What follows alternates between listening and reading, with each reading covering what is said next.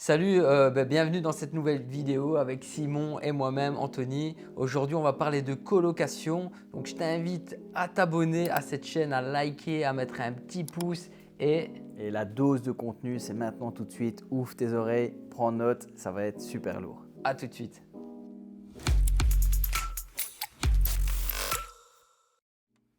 Allez, c'est parti cette vidéo, on enchaîne tout de suite. On est chaud bouillant, on est au coin du feu, il est juste là-bas. Ce sera pour la prochaine vidéo. Pour le moment, c'est petite plante verte, livre et clap. C'est parti. Alors Anthony, aujourd'hui, on va parler colocation. C'est deux domaines dans lesquels on excelle, on va dire ça comme ça. On a fait pas mal, on fait ça depuis déjà quelques années. Aujourd'hui, on va te brasser large un peu sur la coloc, sur les peurs que les gens peuvent avoir, sur ce qu'on entend et un petit peu sur voilà, essayer de te débloquer des mécanismes qui vont te pousser finalement à investir dans la colocation, qui est pour nous un investissement ultra rentable à l'heure actuelle. C'est clair, tu as tout dit. Il y a certaines peurs. Il y a des peurs qui n'en sont pas réellement et qu'il y a moyen de contrer. Tu peux m'en citer quelques-unes, Simon? Alors tout d'abord, ce qu'on entend le plus souvent, c'est les gens vont tout casser. Les étudiants sont des fous, ils cassent tout, c'est bien connu, mais c'est pas vrai du tout. Je pense qu'il faut savoir cibler ses locataires. Et on ne va pas aller chercher un groupe qui se présente de 4 étudiants de 18 ans qui commencent leur baptême et à leur tête on voit déjà que ça va être la Zumba. Personnellement, je dis non directement au téléphone. De toute façon, dès que j'ai un appel téléphonique, moi je décroche, c'est ok, expliquez-moi la situation. Ah, vous êtes 4, bah écoutez, je préfère qu'on ne perde pas de temps. Je vous laisse continuer vos recherches. Je cherche plutôt des gens qui ne se connaissent pas à la base, qui ne vont pas créer vraiment une situation où ça va être la fiesta. Donc voilà, il y a plusieurs petites techniques pour trouver des locataires de qualité. C'est clair, il ne faut pas oublier aussi les cautions qu'on peut demander. Ouais, les cautions, qu'est-ce que tu entends par là? Moi, ce que je fais personnellement, tu sais très bien, ma cible, c'est du haut standing. Du coup, je m'adresse vraiment à des parents aisés. Et donc, je dis bien à des parents parce que finalement, si c'est des étudiants, c'est eux qui vont mettre une garantie sur la table. Et ces cautions, je les demande donc sur 2 mois. Je pense que c'est le minimum qu'on peut demander en Belgique, le maximum plutôt. Et il faut en profiter. Donc, étant donné que mes loyers personnellement sont assez élevés, le fait déjà de mettre 2 mois de caution, eh bien, c'est une garantie sur le fait de ne pas avoir de mauvaises blagues par la suite. C'est vrai que tu me disais, tu essaies de cibler donc en fixant, en regardant un petit peu le profil des personnes, mais on ne sait jamais vraiment sur qui on peut tomber. Parce que des fois, les personnes ont l'air super bien et on a des mauvaises surprises. Et inversement, les personnes n'ont pas l'air forcément bien et on a des très bonnes surprises. Donc, en fonction du statut, aussi des garanties, mais du feeling, c'est assez compliqué. Du coup, pour moi, il faut vraiment se baser sur du rationnel et du concret, les cautions. Magnifique. Ouais, c'est vrai, c'est bien dit. Et des fois, on pense partir avec la Dream Team qui va ne pas vous appeler une seule fois pendant l'année. Et puis, en fait, on se rend compte que pendant l'année, il y en a qui ne s'entendent pas. Par exemple, ici, la semaine passée, j'ai eu un souci dans une colocation. Apparemment, il y en a une qui ne range pas, qui ne range rien. Et voilà, ça crée des conflits. On va sûrement devoir prendre une décision dans le futur. Peut-être lui mettre un préavis. Mais voilà, c'est le genre de problème qu'on rencontre, mais c'est jamais vraiment bien méchant. Et personnellement, peur qu'ils détruisent, je sais pas, à part des traces sur des murs, parce que voilà, c'est des couloirs ou des chambres. Personnellement, j'ai jamais vraiment eu de casse dans un bien, à part peut-être, franchement, une fois j'ai eu un coup de poing dans une porte, mais encore une fois, j'ai retenu de la caution le prix de la porte avec le placement. Donc finalement, j'ai rien perdu, rien gagné. Donc voilà, c'est des problèmes, mais c'est pas ça qui va t'empêcher de dormir la nuit. Et en attendant, c'est ça qui va faire que sur ton compte en banque, tous les mois, tu vas avoir quelques zéros en plus. C'est clair. Ici, en regardant tout droit face à la cam, tu peux dire pourquoi il faut investir dans la colocation quand on débute donc, dans l'investissement immobilier. Alors pourquoi est-ce qu'il faut investir dans les colocations pour démarrer en tant qu'investisseur immobilier? Je pense que pour moi, l'atout principal de la colocation, c'est le fait de générer donc, de l'argent et un excédent, donc du cash flow. Donc une fois qu'on a remboursé son crédit, ce qu'il va rester sur votre compte tous les mois, ça s'appelle du cash flow. Et ce cash flow va permettre de faire grossir vos rentrées mensuelles et de pouvoir enchaîner plus vite vos opérations et donc de monter un empire immobilier bien plus vite. Ça, c'est une bonne chose. Ici, on entend que les taux augmentent. Tous les jours, les taux augmentent. Et ça fait peur à énormément de débutants dans l'investissement. Comment tu peux répondre à cette problématique? Et je dirais que les taux qui augmentent, ça reste finalement quelque chose de plus ou moins normal. Et le fait d'avoir eu des taux à 1%, autour des 1%, en fait, la banque perdait de l'argent. Tu vois, donc, ils étaient obligés de faire des crédits, mais ce n'est pas là-dessus qu'ils gagnaient vraiment le plus d'argent. Et c'était un peu une anomalie. Je pense qu'il n'y a jamais eu des crédits à 1%. Nos parents, ils ont emprunté à 7, 8, 9, 10, parfois 15. Ici, on est encore à 4%. Honnêtement, sur un crédit à 25 ans, donc le conseil que je peux faire, c'est un jeune investisseur, ça serait de faire le crédit le plus long possible pour rembourser le moins possible et pouvoir générer le plus de cash flow par mois, donc le plus d'excédent une fois qu'il a remboursé son crédit. Pour moi, ça c'est vraiment la meilleure idée à faire. Personnellement, j'ai fait tous mes crédits sur 25 ans, certains sur 20 ans, parce que la banque ne me laissait pas le choix, mais si je peux choisir, je vais toujours chercher la plus longue durée et toujours des opérations avec un cash flow positif. Pour moi, c'est la clé si tu veux vraiment réussir dans l'immobilier. Et aussi, si tu investis dans la colocation, c'est parce que fatalement, ça génère beaucoup plus de rentrées, étant donné qu'il y a plus de loyers. Et c'est aussi une des choses qui permettent de contrer cette inflation des taux. Tu peux m'en dire plus aussi à ce niveau-là? Encore une fois, je pense que pour faire de la rentabilité en immobilier, il faut aller chercher des pistes telles que soit de la location court terme, telles que Airbnb, Booking, soit de la colocation. Donc c'est vraiment de la grosse rentabilité. Tu as 4 étudiants qui vont te payer chacun un loyer, alors que si tu louais ton appartement ou ta maison à une seule famille, tu n'aurais qu'une seule rentrée.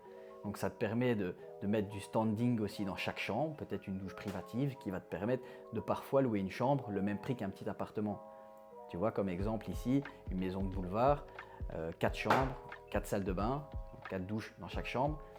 Tu peux demander jusqu'à 600 € hors charge, alors que la maison à côté, c'est 3 appartements et pour chaque appartement, le loyer, c'est 750 €. Tu vois. Mais le projet pour faire de A à Z 3 appartements, donc de faire un immeuble de rapport, alors que tu es jeune investisseur, c'est beaucoup plus complexe, beaucoup plus long et beaucoup plus coûteux que d'acheter une maison, de la rénover et de laisser cette maison sans la diviser. Parce qu'une colocation, ça ne divise pas un bien, ça reste un bien où les colocataires partagent des lieux communs. D'accord ? Ça, c'est vraiment très important de respecter ça parce que l'urbanisme peut te tomber dessus et peut intervenir en disant que ce que tu fais, c'est un immeuble de rapport déguisé. Okay ? Donc, il faut vraiment toujours bien respecter certaines normes. Mais tout ça, on l'enseigne aussi dans nos formations. Et voilà, après, je pense qu'une fois que tu connais la chanson, t'es parti. Et l'immobilier, ça devient un jeu et ça devient vraiment le Monopoly. Et ton objectif, c'est un peu de se dire, ok, quand est-ce que mes rentes immobilières me rapportent autant que mon salaire? Et quand tu arrives un peu à ce gap, tu dis, ok, là j'ai passé un cap et ça peut aller très très vite. Moi, je l'ai fait très rapidement. Il y en a qui mettent 3, 4, 5 ans. Mais encore 5 ans sur une vie de salarié de 40 ans, c'est rien du tout. Donc je pense qu'il faut investir dans l'immobilier rapidement, s'entraîner. Peut-être que les taux vont encore augmenter, donc c'est le moment de passer à l'action. Mais il ne faut pas se reposer sur ses lauriers et se dire « Ok, je vais attendre et voir comment ça évolue dans le futur. » Ouais, je pense que tu as bien résumé la chose. J'ai beaucoup parlé. Non, mais tu as beaucoup parlé, mais tu as bien résumé, comme je te le dis. Ce qui est aussi intéressant avec la colocation, et c'est pour ça qu'on adore ce modèle, c'est qu'on n'a pas de peur, entre guillemets, de perdre un de ses locataires. Ouais. Parce que quand on a un loyer à rembourser, donc évidemment, nous, si on fait un crédit, on a notre crédit à rembourser. Si maintenant tu perds un de tes locataires, eh bien il en reste toujours 3 minimum. C'est bien ça. C'est clair que tu viens de soulever un des avantages aussi de la colocation, c'est qu'imaginons, tu as un appartement, toi Anthony, que tu loues à un couple. Ce couple décide du jour au lendemain de ne plus te payer le loyer, tu te retrouves avec un crédit que tu dois payer toi-même. Alors qu'imaginons, tu as cet appartement, le même, mais qui est divisé en 4 chambres, tu as 4 loyers. Ok, et s'il y en a un des 4 étudiants qui ne paye pas, tu as toujours les 3 autres qui viennent payer la majorité du crédit et voire peut-être même encore du cash flow si tu as fait une très belle opération. C'est ce qu'on adore en fait. Ouais, et personnellement, en plusieurs années d'investisseur, j'ai jamais eu aucun impayé, tu vois. Et ça, c'est un truc de fou parce que c'est finalement l'une des peurs. La peur numéro 1 que les gens ont, c'est de ne pas recevoir leur argent tous les mois. Et sur des dizaines d'opérations depuis maintenant plusieurs années, je n'ai jamais eu un seul impayé. Je ne sais pas comment expliquer ça à des gens qui ont peur de se lancer, mais c'est vraiment... pour moi, tu prends une claque en fait. Parce que tous les jours, j'entends ça. Ouais, mais non, c'est des problèmes. Ouais, mais non, je ne vais pas avoir mes loyers. Et si les gens savaient réellement ce que c'était d'investir dans l'immobilier de manière carrée, parce qu'il faut toujours faire les choses correctement si tu ne veux pas avoir de problème, ben, t'as rarement... Si tu crées un bien sans problème, généralement, tu n'as pas de problème. Tu vois. Ça, j'adore, parce que finalement, tu dois avoir une certaine réciprocité. Toi, en tant que locataire, tu exiges quelque chose de ton propriétaire, et inversement, le propriétaire exige quelque chose de son locataire. Ouais. Et je pense que si tu lui fournis le service et le logement adéquat par rapport à ses attentes, eh bien, lui n'aura aucun problème à payer son loyer. Et je parle vraiment de ce principe-là dans le sens où j'ai très rarement des appels de mes locataires, mais quand j'en reçois un, c'est souvent pour une petite demande, des bêtes demandes, hein, simplement de racheter un nouvel aspirateur par exemple parce que voilà, il ne fonctionne plus. Eh bien, je vais l'acheter directement parce que ça montre mon investissement dans la maison et dans la colocation. Et derrière, eux vont me le rendre simplement en passant l'aspirateur par exemple, tu vois. Et ça montre qu'il y a une personne et un intérêt derrière. Ouais, c'est clair, action-réaction, tu montres que tu es là et directement, eux aussi se disent ok, il m'a donné un bien de qualité, je ne veux pas lui rendre un bien en mauvais état. Mais c'est clair, mais souvent justement les gens qui se plaignent qu'on ne paie pas leur loyer, c'est bien souvent parce que c'est des loyers dégueulasses. Excusez-moi le terme, mais dans 95% des cas, c'est ce qui se passe. On loue un bien qui a été rafistolé, avec des problèmes d'infiltration, l'eau qui n'est pas chaude quand on doit prendre sa douche, etc., etc. Bien évidemment que son locataire va nous faire chier. Enfin, son locataire va faire chier plutôt. Excusez-moi l'expression, mais en gros, c'est ce qui va se passer. Ouais, c'est sûr. Ouais. C'est clair. Après, j'avais aussi envie de partager une petite technique avant que je passe à autre chose et que j'oublie, parce qu'on est là quand même pour vous donner un maximum de tips. C'est une technique que personnellement je n'utilise pas, mais que certains petits filous en immobilier utilisent. C'est le fait d'acheter un bien, le rénover, y habiter pendant 1 an, donc c'est leur résidence principale, et ils revendent ce bien juste après. Et en Belgique, en fait, quand tu vends ta résidence principale, tu n'es pas taxé sur la plus-value, tu vois.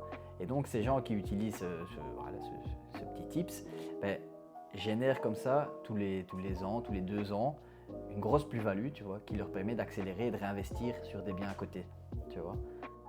Ouais, c'est clair, c'est un gros tremplin, clairement. Si tu n'as pas beaucoup de cash directement pour ton investissement, faire un achat-revente, c'est vraiment ce qui peut te propulser. Et d'ailleurs, voilà, tu peux le dire, tu l'as déjà fait, ça t'a apporté une grosse somme et tu as pu faire 3 investissements sur 6 mois de temps. Ce qui est quand même énorme, surtout à ton âge et avec les moyens que tu avais à ce moment-là, quoi. Ouais, c'est clair. Quand du jour au lendemain, tu te retrouves avec une belle somme sur ton compte en banque et que ça ne vient pas de papa et maman, tu te dis que tu as trouvé un filon qui est intéressant, tu vois. Après... D'ailleurs, la première fois que tu me l'avais dit, à l'époque, je me souviens, j'y croyais à peine parce que j'étais pas à 100% dans l'investissement immobilier. Et pour moi, c'était une somme qui était quand même assez conséquente. C'était l'équivalent de 50 salaires. Et je me disais que c'était pas possible. Toi, tu étais une personne normale, à mon sens. Tu tapais des sommes astronomiques. Donc d'un coup, 3 investissements sur 6 mois, je disais c'est pas possible.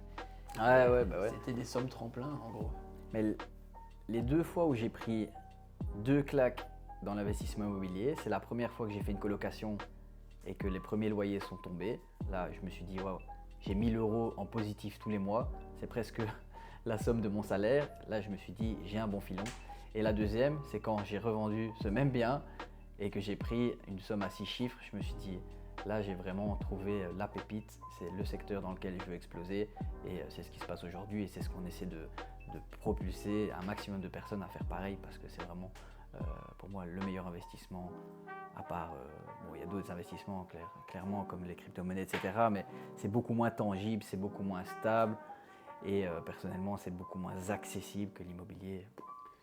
Ouais, c'est ça. Ben, c'est surtout que l'immobilier, ça reste quand même quelque chose qui est ancré chez nous, dans notre culture déjà depuis des années. Si vous demandez à vos parents, à vos arrière-grands-parents, à vos grands-parents, enfin peu importe, ils vont toujours vous parler de l'immobilier parce que c'est quelque chose de stable. On en a fait l'exposé donc à travers un de nos événements des apéros IMO. Mais ça fait déjà depuis 1960 que l'immobilier augmente, est en constante augmentation et c'est pas prêt de s'arrêter. Donc déjà, si on investit maintenant, on est sûr de récupérer déjà un bel investissement par la suite. Et encore une fois, on s'assure une retraite. C'est clair parce qu'on entend parler ici tous les jours que les pensions, ça va être... il n'y aura peut-être pas de pension, tout simplement. Donc si les gens veulent simplement un complément en tant que salarié, l'immobilier c'est une bonne alternative. S'ils veulent leur indépendance financière, l'immobilier c'est une alternative. Et s'ils veulent changer de vie, l'immobilier c'est l'alternative.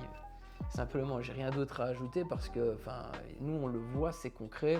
Encore une fois, il y a 10 ans, on ne savait pas du tout qu'on allait peut-être faire de l'investissement immobilier. Là, aujourd'hui, maintenant, on en organise même des événements pour montrer aux gens que c'est possible.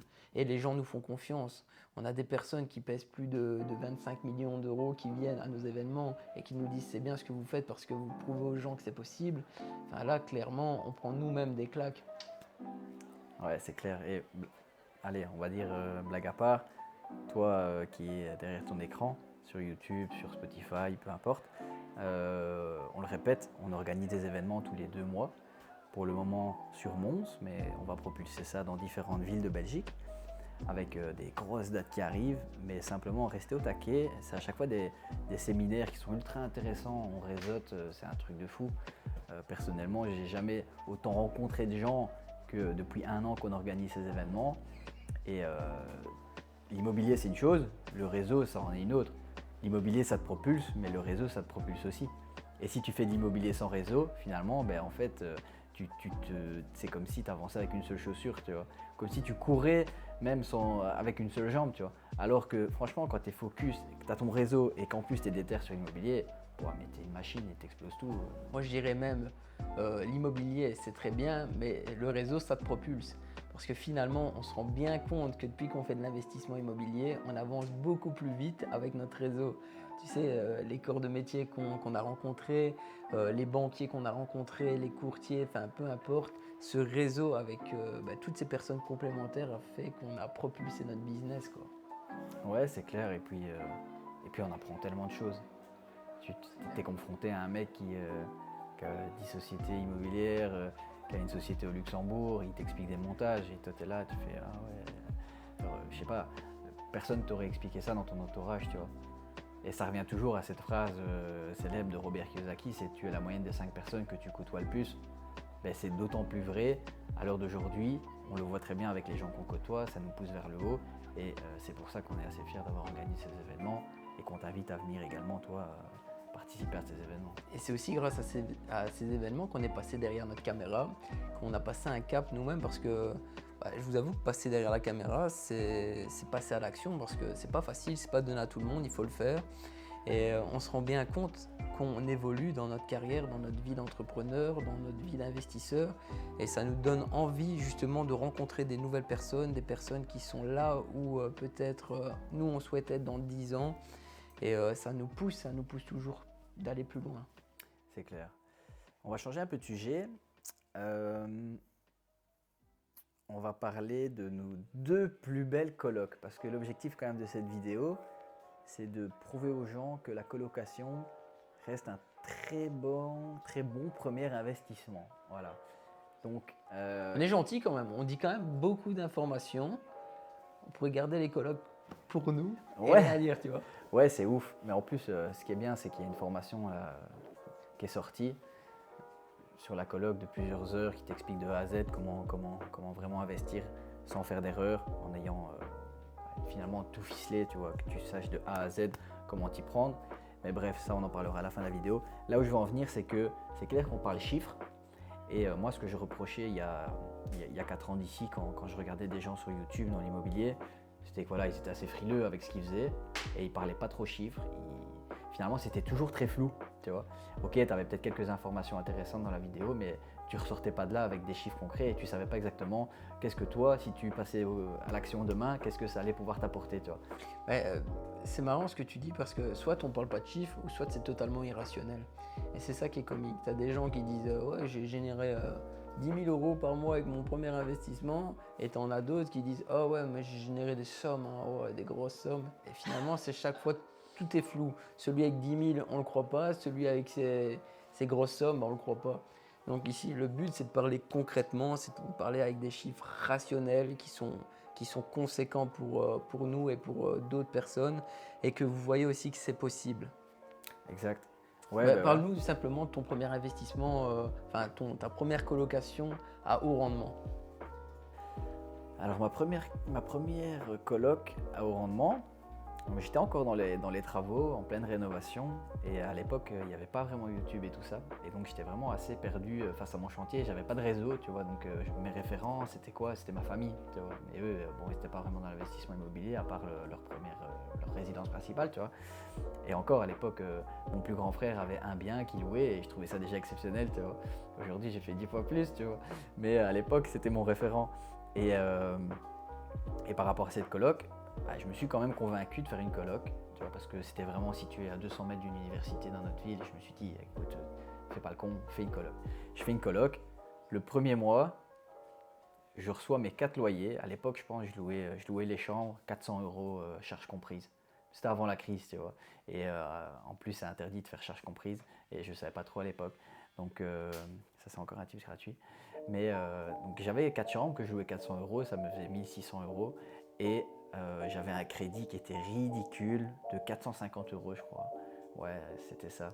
Parce que j'avais acheté la maison genre 72 000 et j'avais fait 35 000 de travaux, tu vois, sur 25 ans. Donc encore une fois, emprunter le plus longtemps possible pour payer le moins possible tous les mois et pouvoir finalement grossir votre salaire le plus possible, tu vois, vous rentrer le plus possible. Et donc ouais, sur ce bien-là, en brut, si je parle en brut, j'étais à 1150 euros brut par mois de cash flow. Si je parle en net, donc net c'est une fois que tu as déduit ton précompte immobilier, donc ta taxation sur les loyers, donc ta taxe poubelle, les gens oublient aussi beaucoup, le wifi, l'eau, etc. Comme c'était charges comprises, il me restait tous les mois un petit 700-800 euros quoi. C'est énorme. C'est énorme parce que moi c'était mon premier bien, 700-800 euros, c'était la moitié de mon salaire, tu vois. Et t'avais quel âge à l'époque? J'avais 25 ans, j'ai commencé tard. Ouais, 24, 25, ouais. Mais à 25 ans, t'avais ton salaire plus 700 euros qui tombaient tous les mois. Ouais, et là je me suis pris une claque et je me suis déterré dans le truc, mais je sais pas s'il y a des jeunes plus déterrés que nous là-dedans. Ça, c'est une bonne première expérience. Ouais, c'était top. Après, j'ai fait beaucoup d'erreurs, hein, tu vois, je vais pas mentir. J'ai mis des cabines de douche, tu vois, les cabines de douche que tu vois chez Brico Dépôt, etc., sans citer de nom. J'ai eu que des merdes avec ces trucs-là, tu vois. Parce que c'est bien, ça tient un an, et après un an, en fait, derrière, toutes les tuyauteries, c'est du plastique, ça pète. Les étudiants, ils rentrent dedans comme des bûcherons. Oui, donc effectivement, quand tu fais les choses de manière très aléatoire, sans que ça soit réfléchi et sans que ça soit qualitatif, tu te retrouves avec des merdes, tu vois. Mais une fois que tu as appris tes erreurs, ou même que tu t'es formé simplement, parce que moi à l'époque j'étais pas formé, je me suis formé sur le tas, t'évites de faire ce genre de choses, tu vois. Mais c'est le but, hein. Mais malgré tout, j'en tire que du bon, parce que tous les mois j'avais quand même 800 euros qui tombaient net. Et en plus je remboursais ce crédit, donc ce crédit, c'était à moi aussi cet argent, tu vois. Et tu capitalisais. Je capitalisais. Et donc je gagnais plus que 800 euros par mois, je gagnais 800 euros plus j'avais 450 euros de crédit, je pense que j'avais 50 euros d'intérêt parce que j'étais à un taux de marginal de 1,10. Et du coup, je gagnais tous les mois 400 euros de crédit plus 800 euros. Donc finalement, tu vois, je gagnais 1200 euros par mois sur une opération. Bon, tu te dis... c'est pas mal, quoi. Tu te dis bingo, tu te dis je fais ça 10 fois, mais... c'est un win for life, hein. Ouais, c'est vraiment win for life. Après, moi, maintenant, je me tourne un peu moins vers la location. Ça me... C'est pas que ça me gonfle, mais... j'aime bien plus le business, tu vois. Moi, j'aime bien le business que juste la gestion patrimoniale, tu vois. J'aime bien faire des affaires, j'aime bien acheter un bien, l'imaginer, le concevoir, mettre des corps de métier, que ça en devienne une pépite, et soit le revendre, soit le louer, mais avec encore une fois un gros rendement, mais plus en société, etc. que c'est vrai que j'ai steppé un peu cette phase d'enrichissement calme, pépère, tu vois. On est plus Après, encore une fois, tout dépend du profil de l'investisseur. Là, les personnes qui nous regardent, ça peut être simplement un complément. Et je pense que d'ailleurs, si c'est un complément, c'est là-dessus où il faut s'orienter. Imaginez gagner 800 € en plus par rapport à ton salaire initial, c'est énorme. Parce que la moyenne des salaires ici en Belgique, je pense qu'elle avoisine un peu moins de 2000, voire 2000, allez, c'est plus ou moins 2000 €. T'imagines, tu gagnes quasiment la moitié de ton salaire passivement, sans rien faire. Entre guillemets, sans rien faire, tu sais très bien, il y a toujours des petits trucs qui par-ci, par-là. Mais encore une fois, c'est de l'acquis une fois que ça tombe. Et après, tu capitalises. Si dans 10 ans, tu ne souhaites plus le bien, tu as simplement à le revendre et à prendre ton billet pour recommencer. Ou alors simplement partir en vacances, faire ton petit tour du monde, faire profiter tes enfants, faire simplement t'acheter une belle voiture, une nouvelle maison. Peu importe, tu fais ce que tu veux. Donc il faut le faire, il faut passer à l'action tout de suite et pas se poser de questions. Exact. Ouais, je pense qu'on a abordé un peu pas mal de sujets, on a déjà brassé pas mal large. Ouais, mais je vais pas parler de ma coloc parce que finalement c'est exactement le même résumé que le tien. Moi c'est pareil, sauf que je vise du plus haut standing. Mon objectif en créant des colocations, c'est de me dire je veux viser une clientèle qui n'est pas la région. En gros, que ce soit des étudiants ou simplement des gens qui sont de passage ou pas, je vais essayer de chercher quelque chose de plus qualitatif.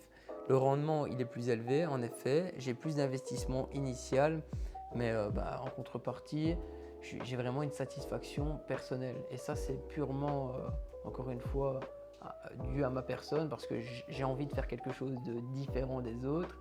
Et finalement, la satisfaction, elle est toujours la même. Je suis content chaque fois que je vois un locataire et surtout les retours que j'ai.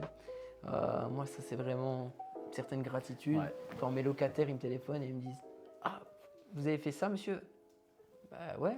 « Ah, mais je pensais que c'était payant. Je pensais que c'était un service supplémentaire. » Non, c'est compris. Et tu vois, avoir ces petites choses chaque fois qui font que tu te dis « Tu sais pourquoi tu le fais » et derrière, ça te paye, ça te paye clairement beaucoup plus, tu es content, tu veux enchaîner. Ouais, c'est gratifiant. C'est gratifiant. Et tu veux enchaîner encore une fois. C'est clair. Ici, chaque fois qu'on rénove, on fait de la qualité. Et la dernière pépite que j'ai rénovée, franchement, c'est un bien, il est trop beau. Tu as des plafonds sous 4 mètres de haut, on a restauré le parquet à l'ancienne. On a vraiment gardé le côté ancien avec du neuf. On a vraiment stylisé ça, c'est magnifique. Et quand on l'a mis en location, tous les parents des étudiants m'ont félicité de la qualité du bien, qu'ils avaient fait 10 visites avant, ils s'étaient tombés sur 10 bâtiments tout pourris avec des propriétaires désagréables. Et puis ils sont tombés sur mon bâtiment, sur mon smile, sur ma jeunesse, et ils se sont dit, franchement, c'est là que j'ai envie de mettre ma fille ou mon fils. Mais c'est marrant, je rebondis justement sur le début de la vidéo où on parlait de comment choisir ses locataires. Et c'est là où on voit le feeling qui se passe entre des personnes qui voient que tu es un bon propriétaire et toi tu vois que c'est potentiellement des bons locataires. Et ça se ressent directement. Exact. Encore une fois, on ne sait jamais sur qui on tombe, mais si on a cette énergie positive, on va trouver des gens positifs et on va jamais avoir de problème. À fond, C'est ma devise. Que vous soyez sur Spotify, sur YouTube, sur les réels, peu importe, pensez à vous abonner, ça me donnerait un maximum de force pour vous balancer encore plus de contenu totalement gratuit et concret. Lâchez un petit like, n'hésitez pas à partager, à inviter vos amis à liker, à s'abonner. Voilà, si vous avez des questions, n'hésitez pas à revenir vers nous aussi, c'est avec grand plaisir qu'on y répond. On adore le côté social, c'est pour ça qu'on fait aussi les événements des apéros IMO. Voilà, simplement rentrer en contact avec la sphère de l'entrepreneuriat et de l'investissement immobilier dès demain et ne perdez plus votre temps dans votre salariat, sauf si vous aimez ça bien sûr, ce que je respecte tout à fait. Mais voilà, passer à l'action, c'est très important. Et voilà, je pense que... Encore une fois, faites-le pour votre avenir et surtout faites-le pour vous. Encore une fois, si Simon dit qu'on ne critique pas le salariat, c'est tout à fait normal, on est passé par là. Et au-delà de ça, ça peut simplement être un complément qui peut aider votre famille et vous-même. Ouais, avant que j'oublie aussi, il y a le lien dans la description de la vidéo YouTube ou même sur notre site www.lesapéroimo.be. Vous allez voir un petit descriptif de notre formation.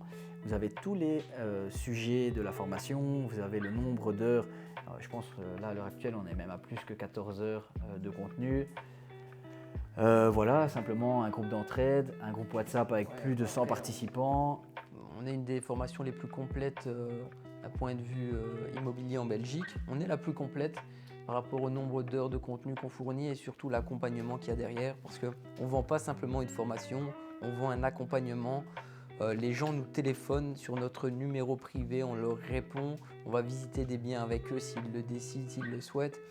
Le but, c'est pas d'être des vendeurs, c'est d'être aussi un peu devenir des amis, parce que c'est ce qui se passe avec les participants de nos événements, de nos formations, c'est qu'on se rencontre, c'est qu'on se voit, on va manger un bout au resto ensemble. La Belgique, c'est un petit pays, on n'est pas comme aux States où on habite à peut-être 5000 km l'un de l'autre. Si on doit se rencontrer demain, eh bien, on se rencontrera parce que voilà, notre devise, c'est action-réaction pour obtenir des résultats. Rien de plus, rien de moins. Et c'est comme ça qu'on va clôturer aussi la vidéo. On se dit à bientôt. Ciao, ciao. Ciao, clap de fin.